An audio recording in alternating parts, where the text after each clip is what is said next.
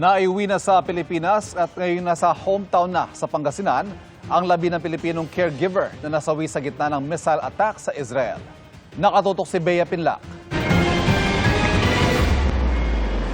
Bumuhos ang luha ng mga kaanak ng Filipina caregiver na si Mary Ann Velasquez de Vera nang salubungin nila sa Ninoy Aquino International Airport o NAIA ang mga labi nito kaninang madaling araw.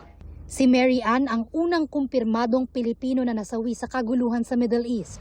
Nasawi siya noong February 28 sa gitna ng missile attack ng Iran sa Tel Aviv, Israel, kung saan siya nagtatrabaho. Pinagdadasal natin na huli na ito, wala nang masaktan.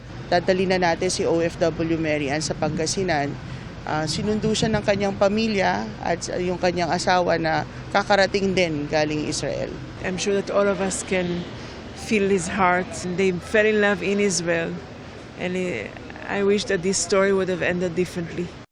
Kahapon, personal na nakiramay si Israeli President Isaac Herzog sa naulilang asawa ni Mary Ann na isa ring OFW sa Israel. Kabayanihan daw kung ituring ng Israeli government ang pagsalba ni Mary Ann sa amo niya sa gitna ng pag-atake sa Tel Aviv bago siya namatay. She's a brave lady that took care of her elderly. Her commitment, her compassion are really admired, and she is really an heroine.